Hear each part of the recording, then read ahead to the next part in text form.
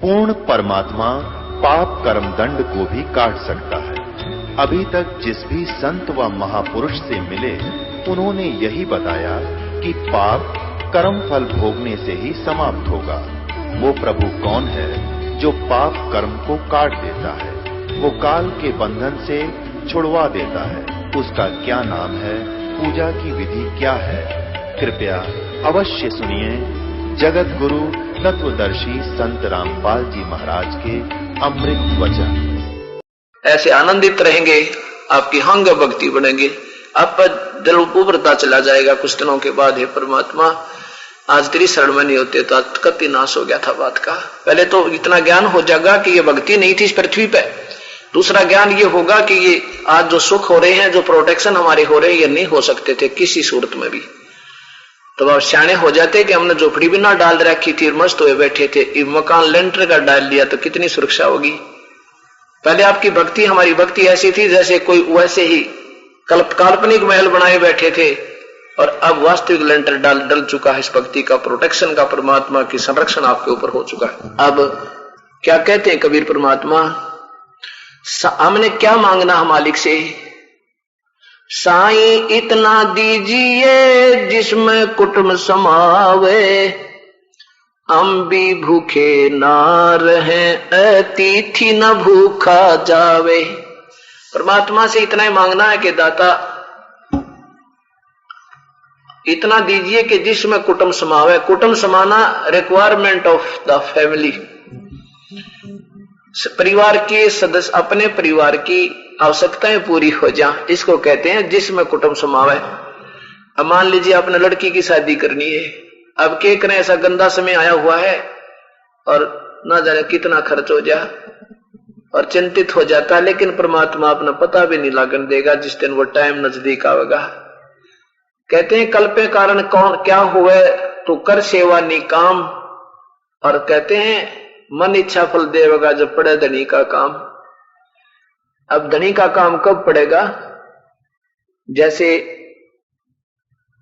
आप गाड़ी में जा रहे हो और भगवान के चरणों में लगे हुए हृदय से सच ऊपरले मन से लगा रहा है तो उसकी प्रोटेक्शन नहीं होगा।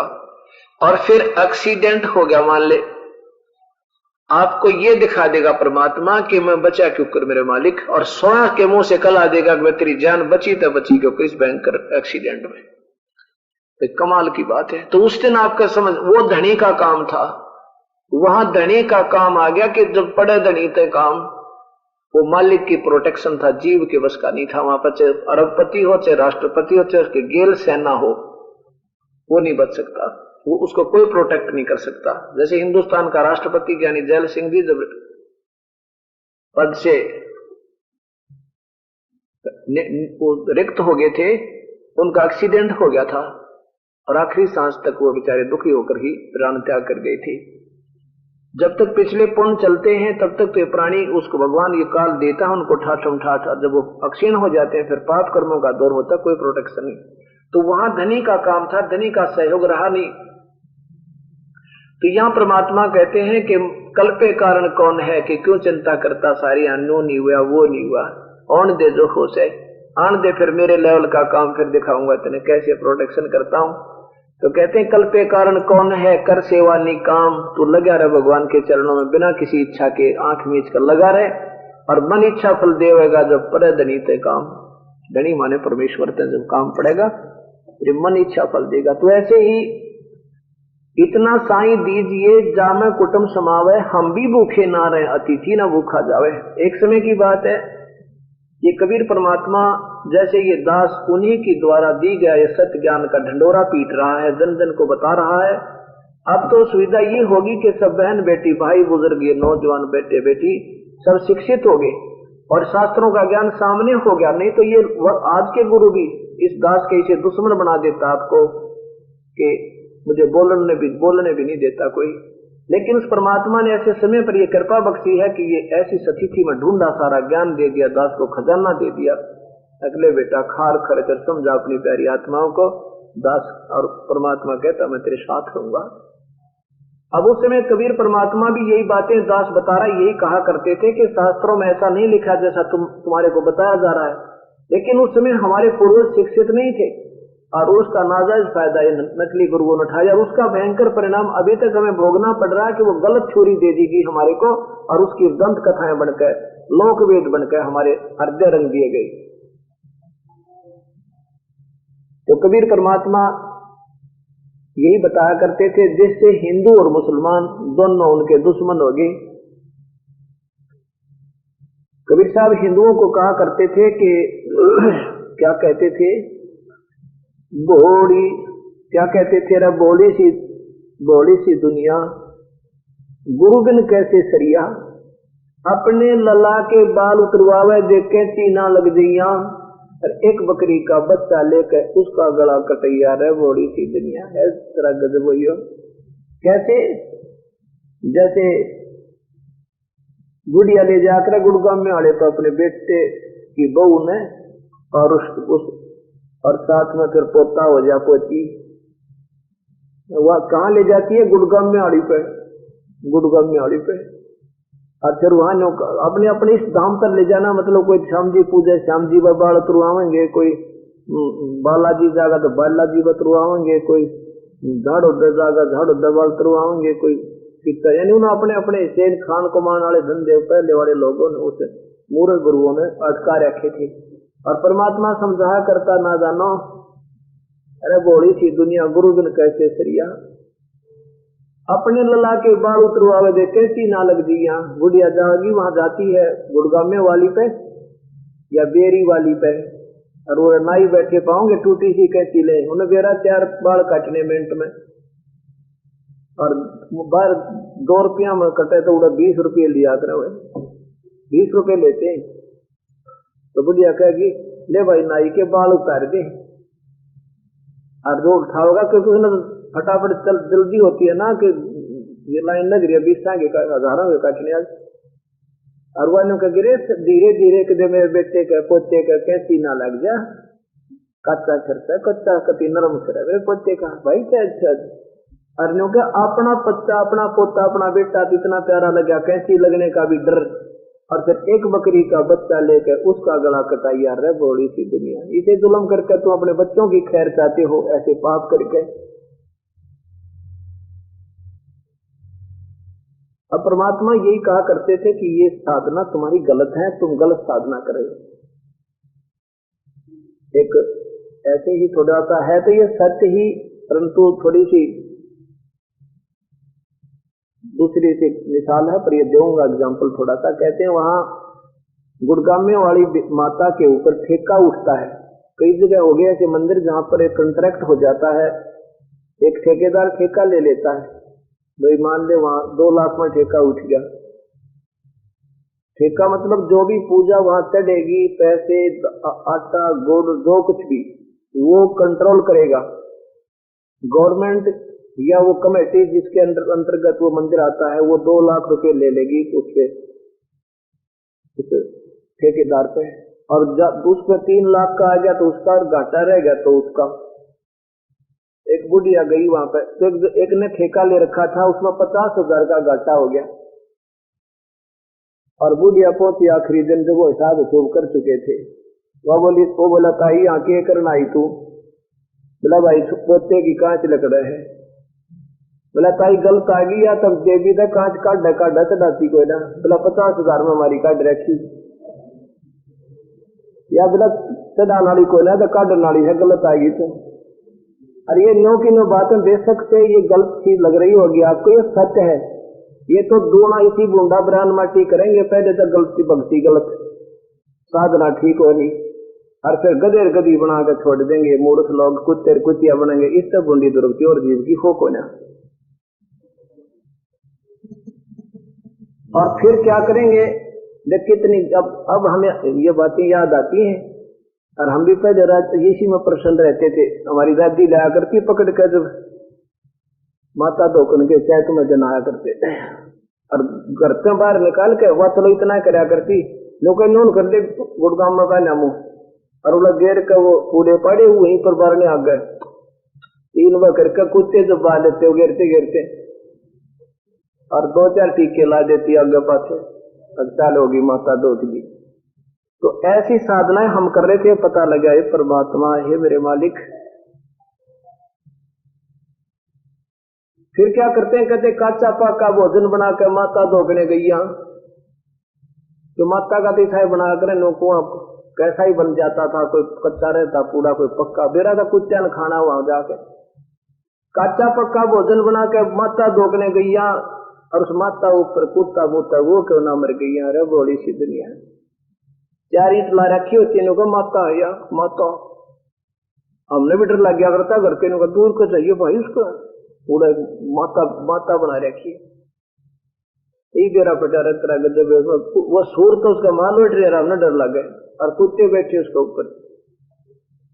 अब क्योंकि अज्ञानता का डर होता है, ज्ञान होने से फिर डर नहीं रहता बल्कि निर्भयता आ जाती है। आगे क्या बताते हैं कि जीवित बाप गेला तो झगड़ा रखे।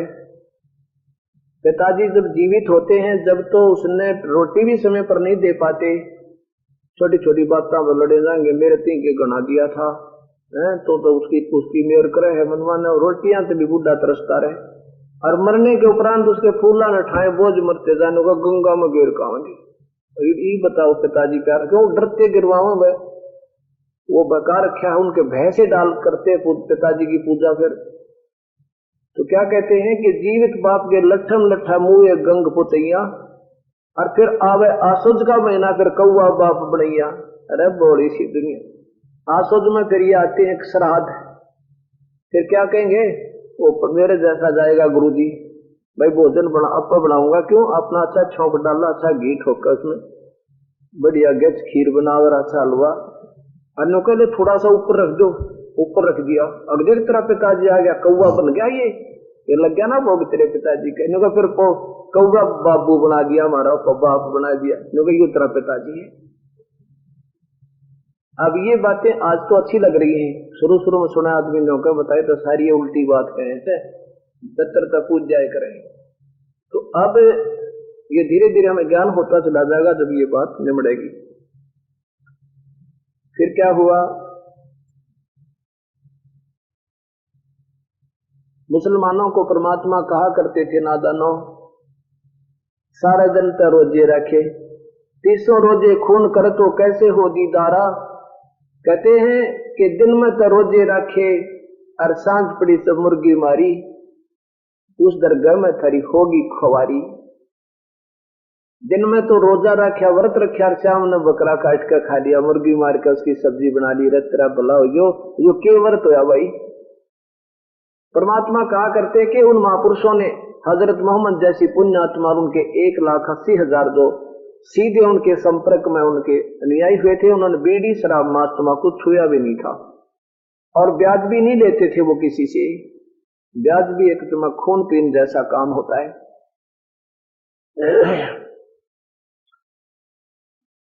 ये हमने नहीं लेना चाहिए, मदद करनी है किसी की वैसे कर दे। अब इस दास की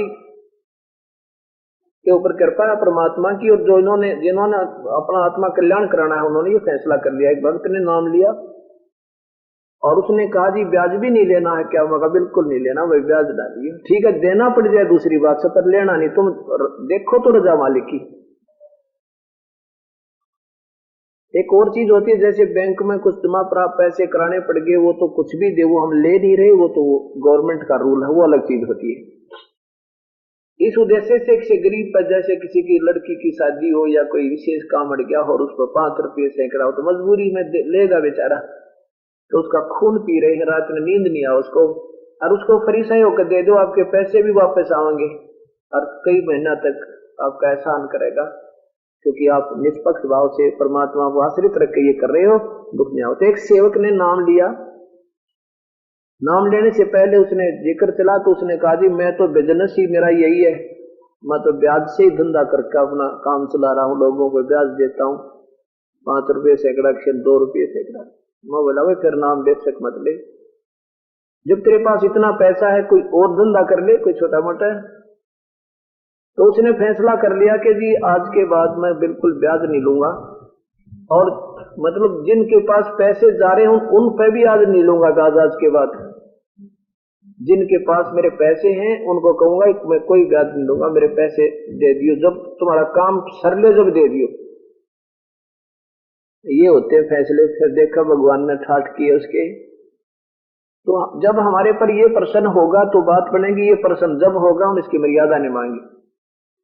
तो कहने का भाव है कि कबीर साहब उनको कहा करते थे मुसलमानों को कि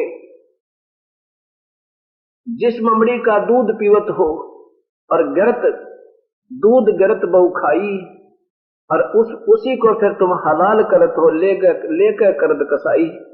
तेरा गजब, जिस माँ का दूध पिया तुमने, गऊ का, गऊ माता के, जिसका हम दूध पीवे उसको माँ कहते हैं, और उस माँ को उससे का दूध पिया, उससे का घी खाया, फिर लेकर और उसी का फिर तुम कत्ल करत हो लेकर करद कसाई।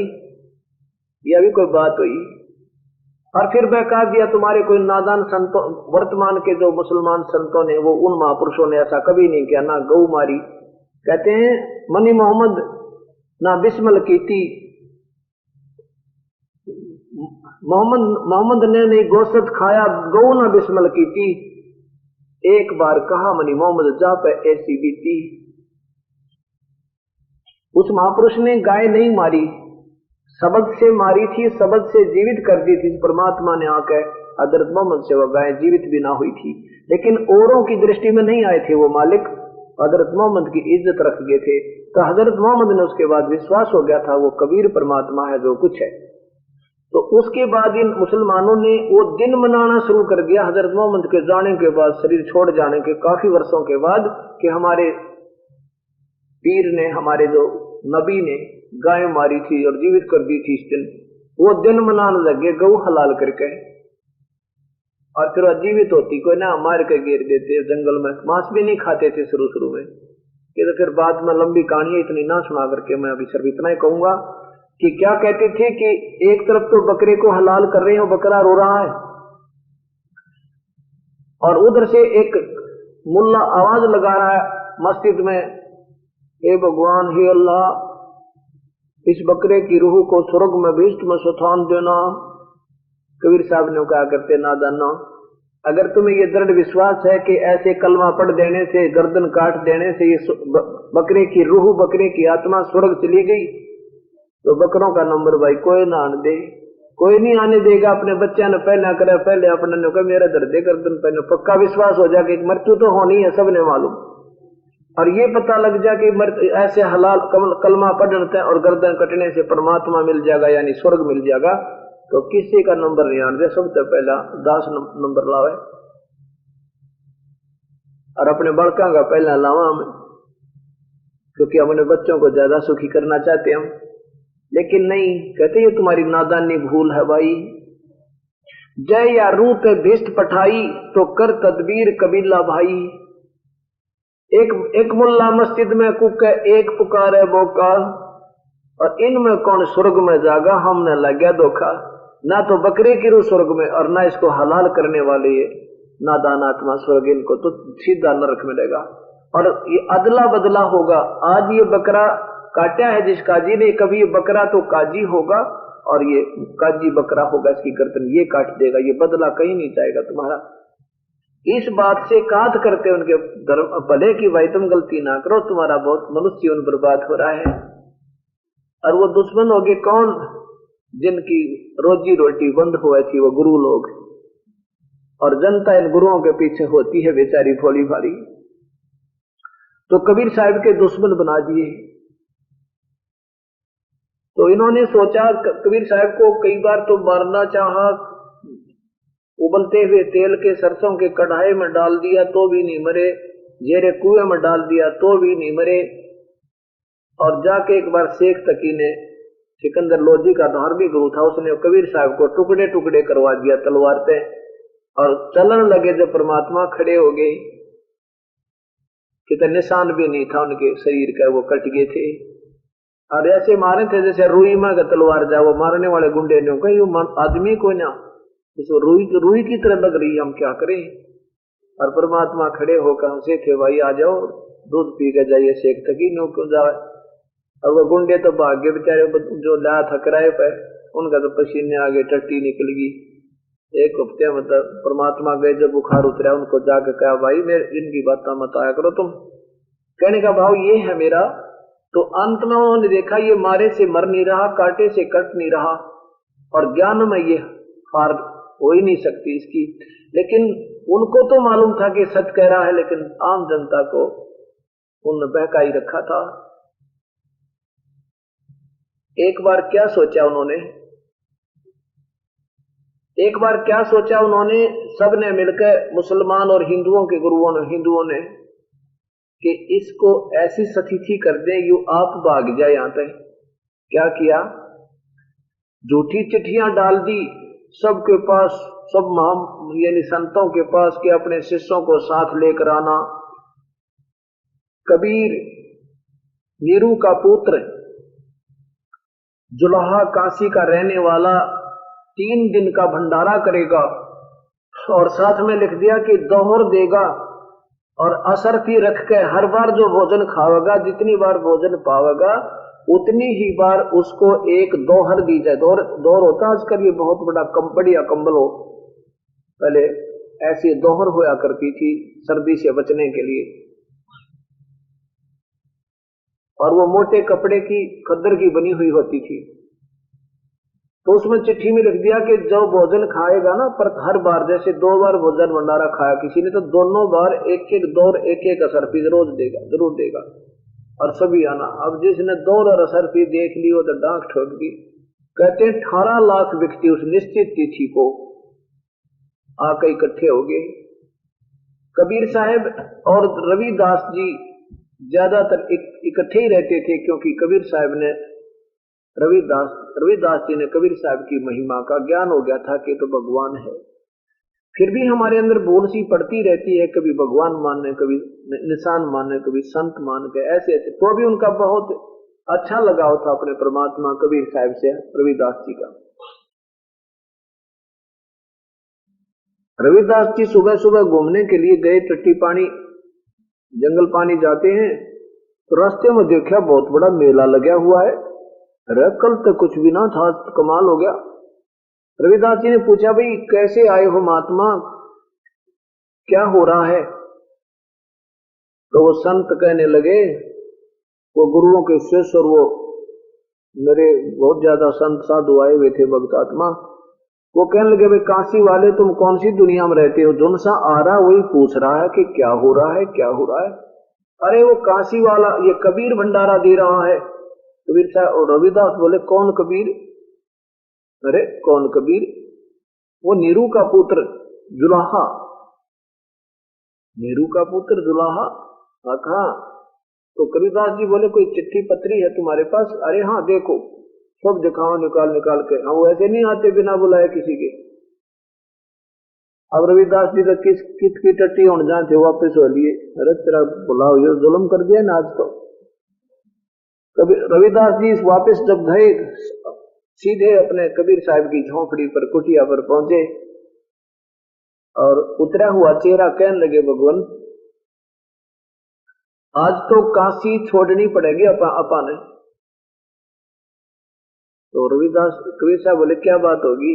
ये भगवान के बताऊं, बस जुल्म हो गया। वहां तो दुनिया खड़ी है, इतने साधु संत आए हैं और आम व्यक्ति भी आए हैं, कहते हैं, और सबके पास चिट्ठी है। किसी ने झूठ बदमाशी कर दी अपने साथ, आपका नाम लिखा है, आपके पिता का नाम लिखा है, पूरा विवरण दिया है कि 3 दिन का भंडारा होगा, और असरफी और दोहर हर भोजन के उपरांत दीक्षिणा दी जाएगी। और दुनिया विवरण कितनी आ रही है परमात्मा। और तो कबीर साहब बोले, भाई रविदास जी आजा, बैठ जा, दरवाजा बंद कर ले अंदर पे, और आज दिन का टाइम पास कर ले। आज रात अपने बच्चे लेकर निकल जाऊंगा मैं, आज तू बाहर ना निकलिए, बैठ जाए। आप अंदर से कुंडा ला लिया और बैठ गए। कबीर साहब बोले, रविदास जी भगवान बदले, आप सुनेंगे, हम तो उसी का आश्रित है। यानी हमें ये दृढ़ विश्वास दिलाना चाहते तो मेरे ऊपर इतना विश्वास कर लेना, फिर सच्ची लो लगाए रखना मेरे ऊपर, लेकिन रहना मेरी मर्यादा में। अब एक रूप तो बैठे हैं कबीर साहब रविदास जी के पास, और अपना वो परमात्मा सूक्ष्म रूप बनाकर, यानी दूसरे रूप में सतलोक पहुंचे। सतलोक पहुंचे वो परमात्मा, और पहले टेलीफोन कर दिया था कि 9 लाख बैलों के ऊपर बना बनाया भोजन भेज दो, तैयार कर दो, मैं आ रहा हूं लेने के लिए सतलोक पर। अब सतलोक की आत्माएं बैल बनाई मालिक ने, और वहां नौ जाने कितनी बैलों के ऊपर लाइन लग रही थी सतलोक में, और उनके ऊपर अमृत आहार बनी बनाई जलेबी लड्डू वहां पर बहुत मीठे बहुत सुंदर। सतलोक की जो बनी हुई ये तेज पुंज की मिठाई, तेज पुंज के फल, तेज पुंज के अमृत भर के बैलों में कई लाखों की संख्या में चार खड़ियों शंख। कबीर साहब बोले 9 लाख भेज दो मेरे साथ। 9 लाख बैलों के ऊपर बना बनाया आहार, दौर, असरफी, मोहर, यानी वो सब भर के, लड्डू, जलेबी, कचौड़ी, जो जो मांगे वो पहले उसके अंदर सुंदर आहार। और जाके काशी के चौपड़ के बाजार में नीचे सफेद बिस्तर बिछा दिए, ऊपर का सफेद तंबू तान दिए, और उनके अंदर ये पूरियां की पाड़, जलेबियों की नो पूरा ढेर का ढेर लगा दिया। और 3 घंटा इन्हों जैसे कति ताजी काट कर उबलती आकर ऐसी खाना बना रहा। और दुनिया उधर से अपना दूसरा रूप एक केशव नाम रख लिया अपना, और बंजारे का रूप बनाकर उस नगरी में जाकर तंबू तान दिए, टेंट लगा दिया बंदी छोड़ने। अब वहां के लोग पूछ रहे हैं कि आप कौन हो, कहां से आए हो? तो वो बंजारे रूप में वो परमात्मा कहते हैं कि मैं वो पूछते हैं क्या लगता है कबीर तेरा? बंजारा केशव बंजारे रूप में परमात्मा कहते हैं वो मेरा पगड़ी बदलियार है, वो मेरा पगड़ी बदलियार है कबीर। मेरे पास भी एक पत्र गया था कि एक छोटा सा भंडारा है, कुछ सामान लेते आइएगा। तेरे की उंगलियां ओठों दांतों तले उंगली दबावे समझदार व्यक्ति, रईस को छोटा सा भंडारा का जिसमें 18 लाख व्यक्ति एक बार भोजन पाएंगे। 18 लाख, अरे 1800 हो जाए जो मुश्किल हो जाए इंसान ने, वो 18 लाख एक बार। अन्यों के है ये तो छोटा सा भंडारा है, कुछ सामान लेते आइएगा। और देखा वहां भंडारा है परमात्मा, क्यों भाई जो जितना अच्छी मीठी जलेबी मिले, रसगुल्ले मिले, लड्डू मिले, वो तो गुण गावे कबीर। कबीर हो रही भाई धन है इस कबीर ने, कमाल कर दिया, बड़ा अच्छा भोजन दिया।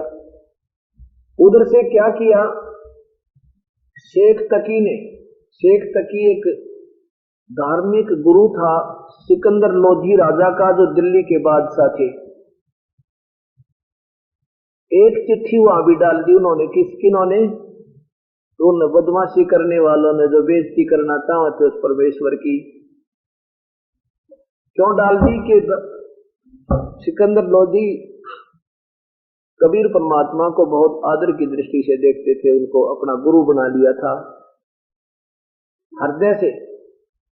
ऊपरले मन तो वो धार्मिक गुरु बेशक बना रहा, लेकिन हृदय से वो अपना गुरु बना चुके थे आत्मा से, क्योंकि उनका जलन का रोग ठीक कर दिया था कबीर साहब ने। उनके सामने कई ऐसे प्रमाण दे दिए थे जो मुर्दों को जीवित कर दिया था। तो सिकंदर लोधी के हृदय में उस परमेश्वर की विशेष जगह बनी हुई थी।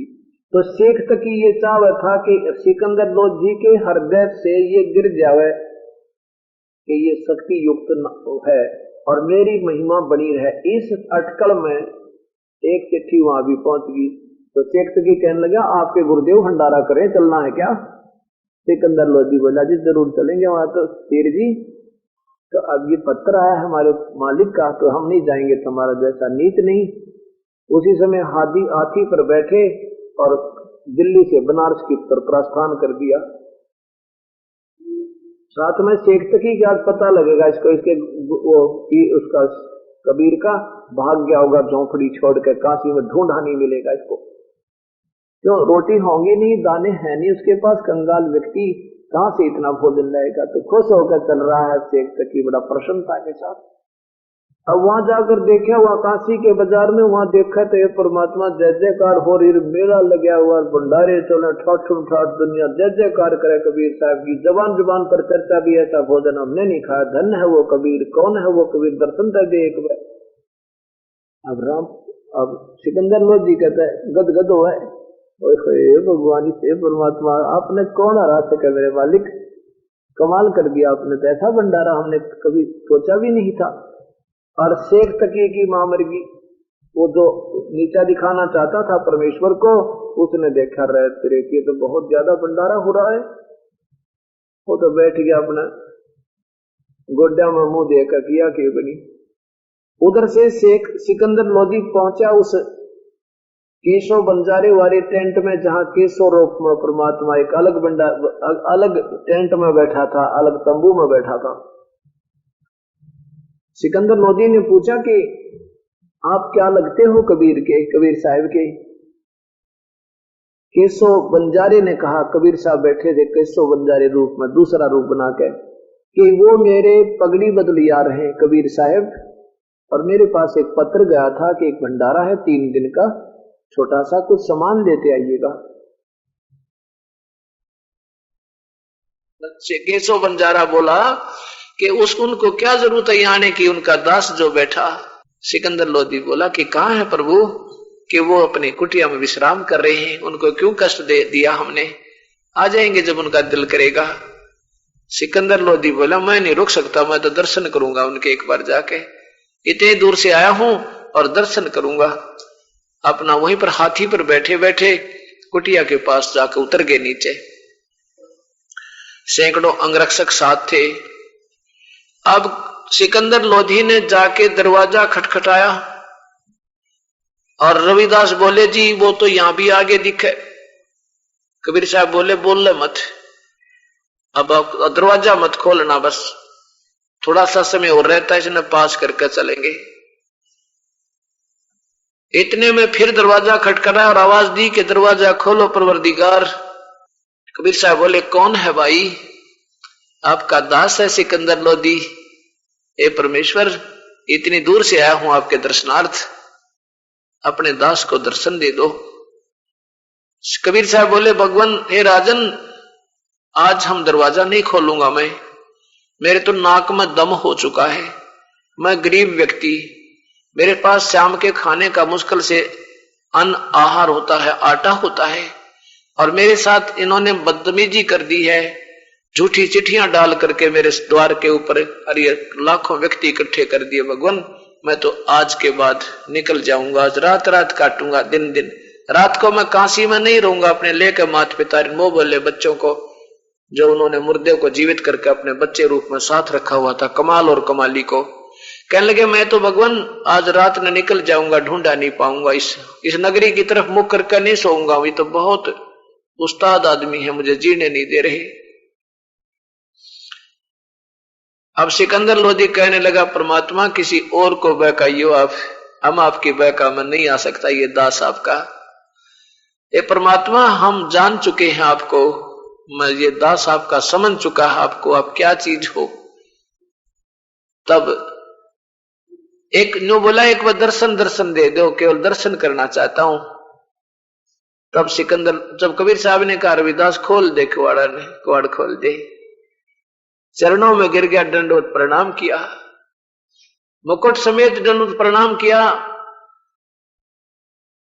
और कबीर साहब ने से कहा कि भगवान एक बार चल कर देखो तो आपने के रंग लगा रखा है। हे परमात्मा, ऐसा भंडारा दुनिया जय जयकार कर रही है और सब यूं कह रही है कि ऐसा भंडारा हमने कभी दुनिया में देखा नहीं, ऐसा आहार सुंदर, इतना स्वादिष्ट भोजन आज तक जीवन में हमने नहीं खाया।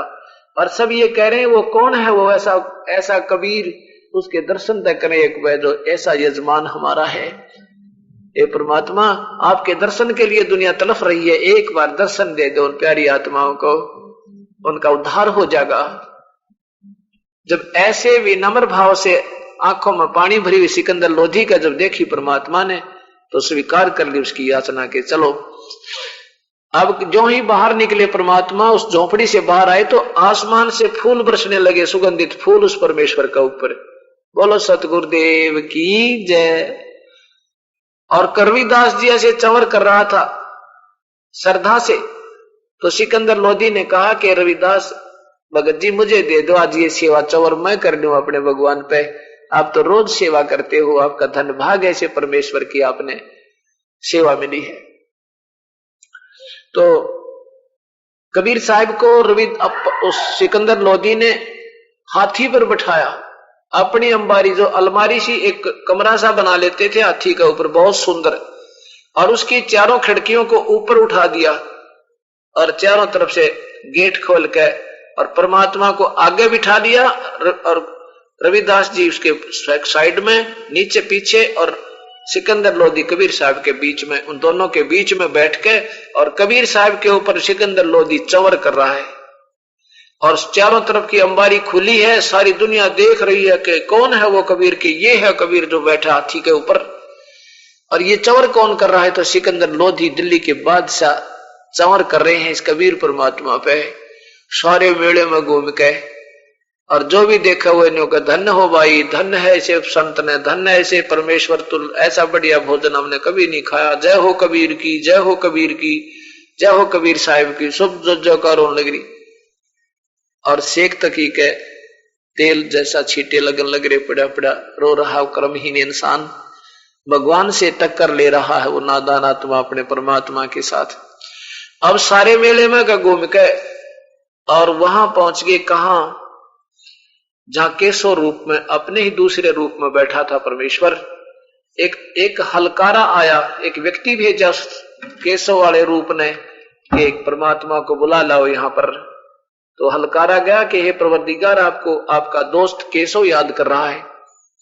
हाथी से उतरकर सिकंदर लोधी, कबीर साहब, रविदास जी आकर के और वहां उस तंबू में प्रवेश किया। तो तंबू को खोल दिया गया चारों तरफ से, ऊपर को उठा दिया, एक स्टेज कबीर साहब की लगा दी, एक केशव की लगा दी, आसन लगा दिए, बहुत सुसंदित पाट पटंबर बिछ गए, हीरे मोती लाल, चारों तरफ इतनी सुंदर, और 8 पैर तक 24 घंटे केशव प्रसन्न करता है और कबीर साहब उतर देते हैं। केशव कहता है अपना दूसरे रूप में, हमारी अंधों की आंखें खोलने के लिए, केशव कहता परमात्मा आप इसे बढ़िया लोक ने सतलोक ने छोड़ के यहाँ क्यों आ गए गंदे लोगों में, आप इनका भला चाहो, ये आपके साथ बुरा करते हैं, आपकी बुराई करते हैं, आपको मारते हैं, काटते हैं। हे परमात्मा आप क्यों दुख पा रहे हो, अपने लोक में चले जाओ। तब केशव, कबीर साहब कहते हैं कि केशव तू नहीं जानता मेरे दुख ने, ये मेरे बच्चे हैं, ये शेख तकी भी मेरी आत्मा है, और ये सब प्यारी आत्मा मेरी आत्मा। ये काल ने इनको भांग प्यारा किया, झूठे मान बढ़ाई किया, अहम की, और साथ में ये नशा कर रखा झूठा सुख दे के। और मैं जानता हूं ये बालक, इन पता नहीं है मेरा जूत मारे हैं ना तो भी मुझे प्यारे लगे हैं, क्योंकि इनको ज्ञान को नहीं, ये नशे में है। जैसे किसी का बालक बिगड़ जा, दारू पी और पिता उसने प्यार दे, बेटा तू आ जा, उसका धक्के मारे शराब पी के, पिता फिर भी दूर नहीं हो सकता उससे। तो ऐसे कबीर साहब कहते हैं ये मेरी आत्मा, मैं इनसे दूर क्यों हो जाऊं, ये गलती से फंसता गई इस काल के जाल में। तो क्या बताते हैं कि गोता मारू स्वर्ग में, जा बैठू पाताले, गरीब दास ढूंढत फिरूं अपने हीरे माणिक लाले।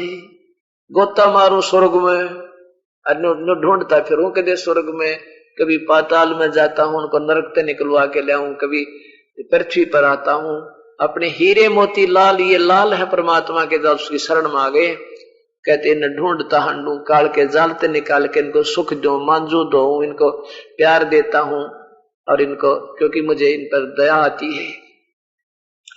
ऐसे 8 पैर तक ये चर्चा चलती रही, और जिनकी बुद्धि ठिकाने थी उनने नाम ले लिए, उनका बेड़ा पार हुआ। इस सत्संग 8 पैर की गोष्ठी सुनकर लाखों की संख्या में तो उपदेश लिया उन पारी आत्माओं ने जो भंडारा खाना आई थी। परमात्मा ने एक तीर से 2 शिकार कर दिए, अपनी समर्थता दिखा दी और अपनी प्यारी आत्माओं को 8 पैर सत्संग सुना दिया बैठ कर, 2 डबल रोल करके, और जो शरण माने थे वो लाखों की संख्या में, उन्होंने उपदेश भी ले लिए। अब जब चलने लगा भंडारा, तीसरे दिन संपूर्ण हुआ। सब माल जो सभी टेंट टूंट था सब बैलों के ऊपर लाद दिया, और हर बैल के साथ 1-2 बैल के साथ बंजारे भी साथ में, एक और भी थे व्यक्ति जो भंडारा खिलाने वाले थे, सब सारा काम करवाने वाले थे। और वो लाद के सारे टेंट को, और बंजारे और बैल चल पड़े। केशव और कबीर, सिकंदर लोधी, कुछ व्यक्ति वहां खड़े थे। तो शेख तकी क्या कहता है? शेख तकी कहता है नो बोला इसे इसे भंडारे हम लाख कर दिया के दिया है इसने क्या भंडारा करा ये तो टूट पुट पूंजिया काम करा नो कति करड़ा हो रहा। और वहां और भक्त ने कह रहे जी कमाल कर दिया इसे भंडारा ऐसा महान। तो यहाँ परमात्मा गरीबदास जी कहते हैं अपने परमात्मा की महिमा क्या बताते हैं कि कोई तो कहे यज्ञ जोनार करी है। यज्ञ जग जोनार क्या होती है? जैसे बड़ी खुशी में को लड़के का ब्याह हो और उसमें थोड़ा को खुले हाथ तो खर्चा करा करे और एक या लड़का हो जा खुशी हो जा उस लड़के को उपलक्ष्य में जो दान धर्म किया जाता है उसको जोनार बोले। और एक होता महोछा। महोछा क्या होता है? जैसे कोई कह दे भाई तेरे पिता का जो है ना तेरा बाबू मर गया इसका कि मैं तो करना ही पड़ेगा, वो मजबूरी में करवाया जाता है वो काज, जैसे वो पेट भर लोग कराया करते थे। तो उसने वो बेचारा ने काम चलाऊ सा कराया करेगा कोई चल डिगाना है ना मानता तो यो कार्य करवाने वाला गुरुजी, तो उसको तो ऐसे करते हैं काम चलाऊ सा, तो उसको महोछा कहते हैं। महोछा। अब गरीबदास जी कहते कोई कहे जग जोनार करी है कोई कहे महोछा, बड़े बड़ाई करया करें भाई गाली काटे ओछा। ओए क्या कहते हैं कि नीच आत्मा तो कह रही थी कि करा इसमें इसे हम सो करते हैं महोछा सा किया है। और जो महान आत्मा है जो स्वयं महान होती है वो दूसरे की बड़ाई किया करते हैं, बड़े बड़ाई करते हैं भाई। कोई कहे जग जोनार करी हो ठाठुम ठाठ कर दिए और कोई कहे महोछा, बड़े बड़ाई करा करें ये गाली काट दे ओछा। तो उधर से क्या होता है कि कबीर साहब इतने में कबीर और केशव वहां खड़े हैं। कबीर साहब और केशव रूप दूसरा उनका वहां खड़े हैं। सिकंदर लोधी खड़ा है, सैनिक खड़े हैं, हजारों आदमी दर्शक खड़े। इतने में क्या हुआ कि गंगा के पार जाना था, वो गंगा के अंदर से निकलना था उन किन्होंने, उन बंजारों ने और बैलों ने। और गंगा चला फुल स्विम पे, कति ऊपर ऊपर का लहर जुमानु फुल पटड़ी भरी थी। और फिर देखते ही देखते क्या करे, जैसे पानी जैसे एक एक फुट रह जाता है ऐसा जल हो गया, जमीन बिल्कुल गंगा उतर गई, पानी नीचे लहर चली गई। और जब वो सारे बैल और बंजारे निकल गए ना उसके मां का, उसी स्पीड तो फिर फल होगी। और ये सामने सिकंदर लोधी देखे और वहां दुनिया देखे कि यूं क्यों हो गया, एकदम ये जमुना उतरी, गंगा एकदम नीचे को गई, ये तो डटे तो ना डटे। और वो पार हो लिए। अब थोड़ी सी देर के बाद 5 मिनट के बाद फिर दृष्टि देखी गंगा के पार, ना वहां बंजारे दिखे ना बैल दिखाई दिए। 9 लाख बैल, 9 लाख बैल अगर यहां लाइन ला देता रोहतक से लेकर यहां तक 2 घंटा की देख लो आप खड़े खड़े रोहतक से कि तो पार जाकर तो वैसे थोड़ा बहुत ओझल हो जानी, तो 2 लाख बैल थोड़े नहीं होते। और 5 मिनट के बाद देखा ना बैल थे ना बंजारे वहां पर खड़े थे। तो जब सिकंदर लोधी ने कहा कि हे मालिक वो कहाँ गए बंजारे और बैल? कबीर साहब बोले जहां से आए थे वहां गए, ये यहाँ का माल नहीं था, ये तो कंगाल लोग, ये काल का लोग तो कंगाल, ये मेरा हाथ जोड़ के वहां से अपने मेरा ध्यान लगा करके मेरा तप करके और मैं इसको टुकड़ा देता हूं जब ये 21 ब्रह्मांड चला रहा है। हम तो अपना सतलोक से लेकर आए थे सारा माल और गए वहां पर जाके मेरे लाल थे वहां पहुंच गई आत्माएं। इतने में क्या होता है कि केशव रूप नो का नो केशव वाला रूप कबीर साहब के अंदर समा जाता है, अकेले कबीर साहब रह जाते हैं। बोलो सतगुरुदेव की जय। अब यहां परमात्मा क्या कहते हैं कि इतना विश्वास रखो भाई। जैसे अपना उदाहरण दिया कि मेरे 18 लाख अतिथि आगे थे, वो अतिथि ना भूखा जावे। कहते अगर कभी ऐसी अतिथि भी आ गई तो तेरे सामने खड़ा पाऊंगा मैं, ऐसे ही सोचल सिद्धर करके। तो चिंता मत करना, इस परमेश्वर के ऊपर विश्वास रखना और फिर देखना आपके चारों तरफ से विश्वास दृढ़ कर देगा परमात्मा, पग पग पर आपकी रक्षा करेगा। लेकिन करेगा किसकी? जब आप पति भर्ता पद पर आ जाओगे। पति भर्ता पद का क्या तात्पर्य होता है कि अपने एक मालिक के सिवा दूसरे ने सपने में नहीं सोचा है। चाहे कोई आपके सामने कोई नो कह दे ना झाड़ा लुआ ले तेरा बेटा ठीक हो जाएगा, वह कति नहीं लुआ हमारा मरो चाहे जीवे, और फिर देखिए इस परमात्मा के ठाठ, इन झाड़ियां तो कोई लाभ होया करे। तो उस जो पतिव्रता पद पर हम आ जाएंगे, परमात्मा आपके बिना हमारा कोई नहीं, मरेंगे तो तेरे चरणों में और जीवेंगे दाता तेरी याद में। तो उनके लिए फिर देखना कितना सुख देता है कि जो जो पतिव्रता जो मी पर जो धर है पाव, समर्थ झाड़ू देते है ना कांटा लग जावे। वो पतिव्रता यानी वो ऐसा हंस उस परमेश्वर पर आश्रित, और जब चलता अपने जीवन के सफर पे कि कोई कर्म रूपी कांटा ना लग जा मेरे बच्चे के, कहते वो समर्थ आज्ञा उन कांटा ने कर्म रूपी कांटों को झाड़ू से तेरे आगे आगे से करता चलता है। पतिव्रता जमीन पर जो धर है पाओ, और समृद्ध झाड़ू देत है ना कांटा लग जावे। इतनी ख्यास रखेगा, इतनी आपकी प्रोटेक्शन करेगा परमात्मा, जब इसके ऊपर आपका दृढ़ विश्वास हो जाएगा। बोलो सतगुरुदेव की जय। विनती करूं धरूं चरण पर शीश, गुरु राम देवानंद जी महाराज ने दिया नाम बख्शीश। कोटि कोटि सिजदा करूं कोटि कोटि प्रणाम, चरण कमल में राखियो मैं बांधी जाम गुलाम। कूटा तेरे दरबार का मोतिया मेरा नाम, गले प्रेम की जेवड़ी जाखें चोता जाऊं। तो करो तो बावड़ो दूर दूर करो तो जाऊं, जो राखो तो ही रहूं, जो देव सो खाऊं। अवगुण किए तो बहुत किए करत न मानी और, बावे बंदा बख्श दियो बावे गर्दन को। अवगुण मेरे बाप जी बख्शो गरीब नवाज, जो मैं पूत कपूत हूँ वहर पिता को लाज। मैं अपराधी जन्म का नक्शक बरे विकार, तुम दाता दुख भंजना मेरी करो सवार।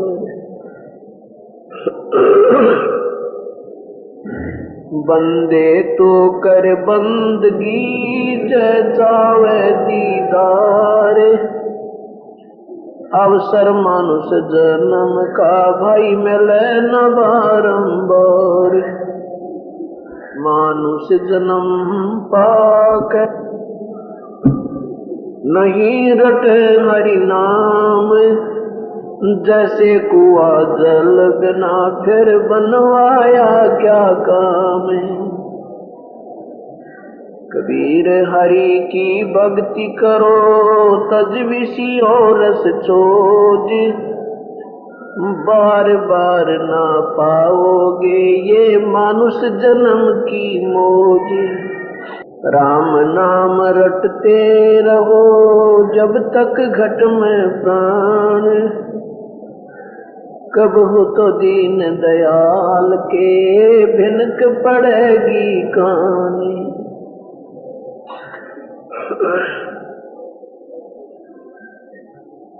परमपिता परमात्मा बंदी छोड़ भगवान कबीर साहब सारी सृष्टि के रचनहार कुल मालिक की असीम कृपा से ये बंदी छोड़ गरीबदास जी महाराज जी का बोध दिवस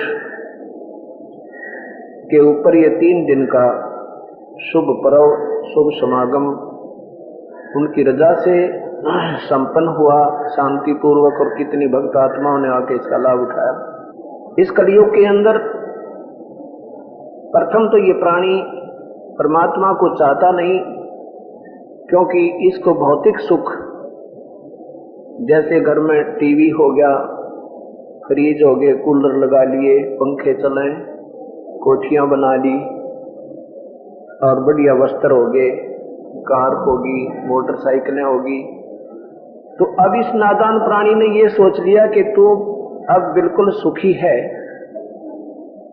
सत्संग की कमी से, सत्संग के अभाव से इस प्राणी को, इस जीव आत्मा को यह ज्ञान नहीं होता कि वास्तविक कार्य मानुष जीवन का क्या था। और जब ये सत्संग में आता है तो इसे ज्ञान होता है कि आप तो अपने जीवन को व्यर्थ कर रहे हो। जैसे पहले हम छोटे छोटे से थे, जब सुना करते थे, बूढ़े आपस में बैठ कर बतलाते थे,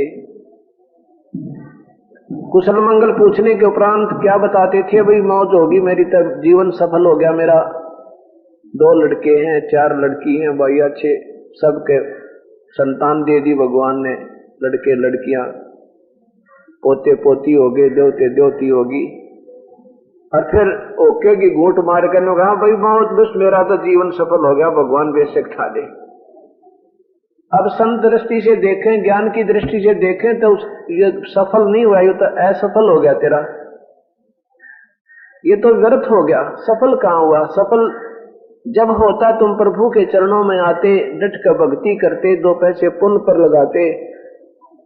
अब वो लगाए नहीं, शुभ कर्म किए नहीं, भगवान भजा नहीं, तो पिछले जन्म जन्म की जो आपके शुभ संस्कार थे या जैसे भी थे, उनको यहाँ पर भोग लिया। अच्छे पुण्य थे तो अच्छी संतान होगी, पोता पोती होगी, कार कोठी होगी, ये तेरी पिछली ही मलाई थी, पिछले ही संस्कार थे तेरे जन्म जन्म के। अब जैसे कोई ये सोचे भी मैंने मेहनत की, जिसके कारण मेरा कोठी होगी, कार होगी, अच्छी मेरी कई दुकान बन गई, अगर मेहनत ना करता तो कहां से होता। ये भी मेहनत तो परमात्मा आप पर करवा ले है, जीव के बस का नहीं, उसने जो करवाना है। और वो करवाने हमारे संस्कारों ने वो पहले फीड कर रखे, हमारे अंदर जमा कर रखे, उसके आधार पर ये प्राणी आप पर भ्रमता भटकता फिरता रहता है, जीव के बस का कतई नहीं। ये केवल आपको, हमें अपने पिछले जन्म के संस्कार मिले हैं, और जो हमारे पुण्य थे उनके आधार पर हम सुखी नजर आए। जब पाप आए, पापों का दौर चला तो हमारे ऊपर फिर कहर टूट गया, उन्हें दुखों का कोई समाधान नहीं हुआ। अब जैसे हमारा स्वाभाविक इच्छा है हर एक इंसान की कि मेरे पास भी कार हो, मोटरसाइकिल हो, बढ़िया कोठी हो, कौन नहीं चाहता, कौन नहीं चाहता, सभी चाहते हैं। और मेहनत की बात रही, मेहनत मजदूर सुबह से लेकर शाम तक टोकरी ढोए, कस्सी का काम करे, जमींदार सुबह से लेकर शाम तक, रात का बेराना, दिन का पता नहीं, और इतनी मेहनत करे और उसके पास बनवाने कोई झोंपड़ी भी ना डले, कोई मकान भी नहीं बन सकता, बेचारे पर सारा जीवन बीत जाए, क्योंकि उसके भाग में पिछले पुण्य नहीं है, और जिसके कारण वो मेहनत भी कर रहा फिर भी व्यर्थ हो रही है। और एक दुकानदार है, मनमाने श्याम ने 2000 की इनकम करके ले जाता है, एक अधिकारी है हर महीने वो 10,000 रुपये लेता है और फली फोड़ता नहीं, थोड़ा सा अपना बैठा रहता है, कोई मेहनत व काला काम भी को नहीं। और ऐसे फैक्ट्री का मालिक है, मनमाने 2 लाख रुपए रोजाना की कमाई है उसकी, अर्थात तो बैठा रहता है। तो ये उसके पिछले कर्म संस्कारों ने उसका जहां भी जुगाड़ जोड़ना था वो जोड़ दिया, उसको वो देना है मालिक ने जो उसके भाग में है, उससे कम बत्ती प्राणी नहीं प्राप्त कर सकता। अब जैसे दूसरे समझिए कि हर इंसान की शादी होती है, हर बच्चे की पहली तमन्ना होती है कि परमात्मा लड़का हो जा, स्वाभाविक होता है ये, कुछ ऐसी हमारे अंदर एक भरी हुई है एक प्रेरणा। हम लड़की के बजाय लड़के को ज्यादा महत्व देते हैं, जबकि संत दृष्टि से ये भी गलत है। हमने लड़के और लड़की में कतई फर्क नहीं चाहिए। परमात्मा ने लड़की दे दी, बहुत अच्छी बात है, अपने पाले पोस से उन्हें कामयाब कर, लेकिन भक्ति पर जरूर लगा दे। अब लेकिन हमारी जो आस्था, आम व्यक्ति की धारणा ये होती है कि लड़का हो, और लड़का होता नहीं, लड़की हो जाती है पहली, फिर इच्छा होती है भगवान दूसरी तो लड़की जरूर हो, लड़का जरूर हो, मालिक अवश्य लड़का हो, और वो भी लड़की हो जाती है। फिर आस्था रहती है कि तीसरा तो लड़का हो परमात्मा, और वो भी लड़की होगी। अब ये ना तो हमारा सोचा हुआ, ना हमारा चाहा हुआ, जो कर्म जो करना था परमात्मा ने संस्कार आपको दे दिया, तो अब ये क्या, इससे क्या निष्कर्ष निकालना हमने कि जो भी सफल मान रहे हैं अपने जीवन में कि मेरा बेटा बेटी होगी, कार कोठी होगी, पोते पोती होगी, तो मेरा जीवन सफल हो गया। अगर वो भक्ति नहीं करके गया तो जीवन खो दिया उसने, तो बर्बाद कर दिया अनमोल जीवन को, जिसकी कोई कीमत नहीं। एक श्वास की कीमत इतनी है इस मनुष्य जीवन की कि अगर इससे हम ये सत भक्ति करें तो एक श्वास की कीमत 3 लोग तक पासेंग रख दे और 14 लोग चढ़ा दे एक पालड़े में। ये एक श्वास के सीमेंट का कीमत उस पालड़े में रखे हुए 14 लोगों से भी ज्यादा है। और ना बिरा कितने सांस खो दिए उसने पूरे जीवन के, तो वो तो कंगाल हो गया, फिर 84 में पशु बनेगा, नरक में डाला जाएगा। ना बेटा साथ चले, ना बेटी साथ चले, ना कोठी साथ चले, ना कार साथ चले। और वो जो साथ ले जाने वाली वस्तु थी उसका उसने ज्ञान नहीं हुआ बेचारे ने, क्योंकि वो सत्संग का अभाव रहा। इसलिए सत्संग के अंदर आना बहुत जरूरी होता है। तो कहने का भाव ये कि पहले तो कोई भक्ति करके राजी ना, और करते हैं जिनकी आस्था विचारों की पिछले पुण्य कर्म है उनको रास्ता मिल नहीं रहा, और वो मेहनत भी करते हैं। कोई कह देता वैष्णो देवी पर जाओ, वैष्णो देवी पर जाते हैं बेचारे 20 किलोमीटर तक पैदल चढ़े। कोई कहता अमरनाथ पर जाओ तो अमरनाथ पर भी चले जाते हैं, चाहे मरे चाहे जीवो, इतने भयंकर रास्ते से गुजरते हुए। कोई कहता है कि गोवर्धन की चक्कर लगा कर आओ गिरिराज के, वहां भी बेचारे ये चक्कर लगाते रहते प्रभु की तलाश में। लेकिन ये नादान संतों ने हमें वहां बर्मा भटका दिया जहां पर जिस कुएं में पानी नहीं, और हम प्यासे हैं, प्यास के लिए तड़पते फिरते हैं। ये कोई संकेत इधर कर देता है, कोई पूर्व में, कोई पश्चिम में, कोई कहीं जगह, लेकिन जहां कुआं है वो नहीं पहुंचा पा रहे। उनको स्वयं मालूम नहीं उन मार्गदर्शकों ने कि वो कुआं है कहां और कैसा होता है।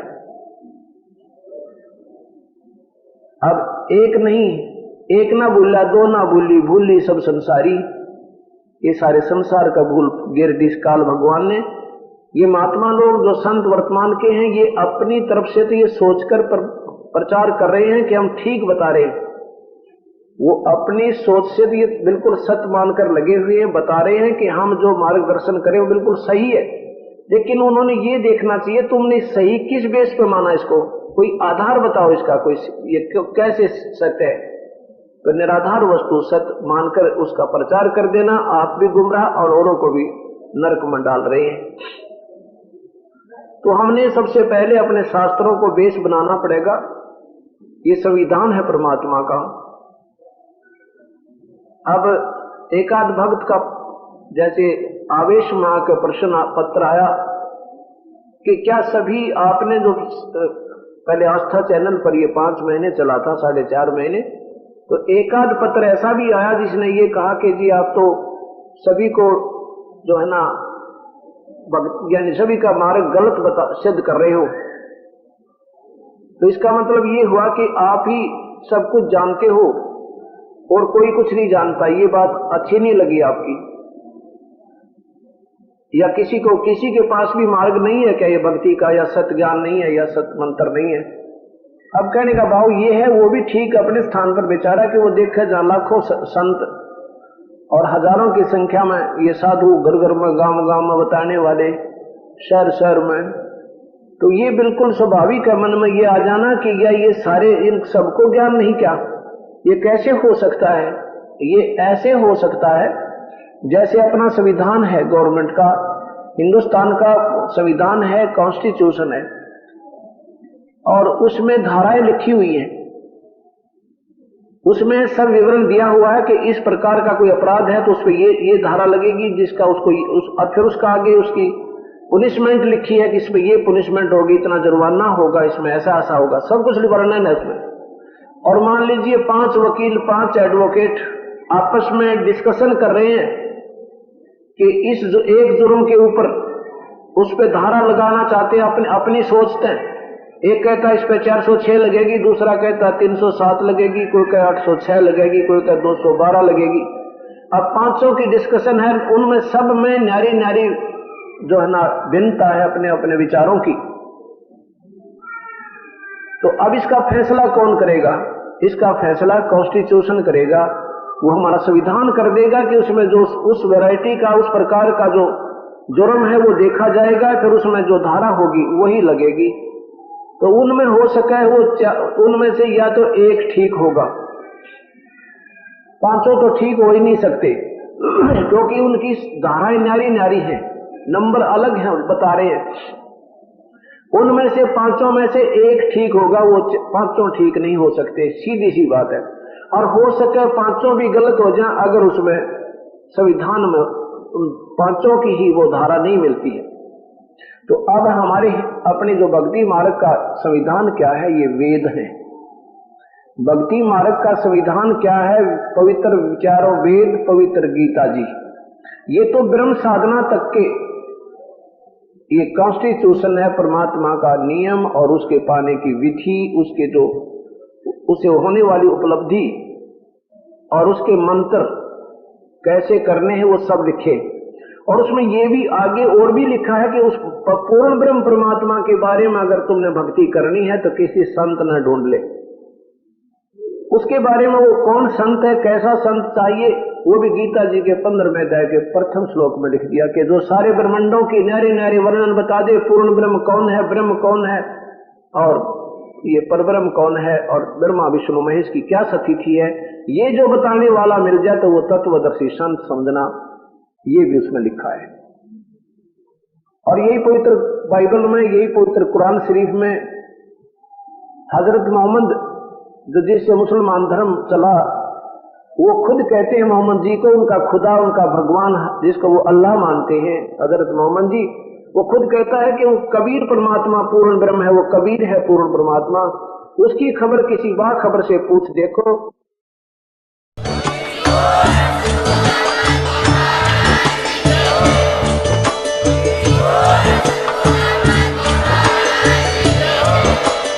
आप सुन रहे थे जगत गुरु तत्वदर्शी संत रामपाल जी महाराज जी के मंगल प्रवचन। अधिक जानकारी के लिए विजिट कीजिए हमारी वेबसाइट www.jagatgururampalji.org। संत रामपाल जी महाराज जी के शुभ आशीर्वाद से पूरे विश्व भर में 500 से भी ज्यादा नाम दीक्षा केंद्र हैं, जिन पर संत रामपाल जी महाराज जी द्वारा ऑनलाइन निःशुल्क नाम दीक्षा दी जा रही है। अपने नजदीकी नाम दीक्षा केंद्र का पता करने के लिए संपर्क करें 8222880541।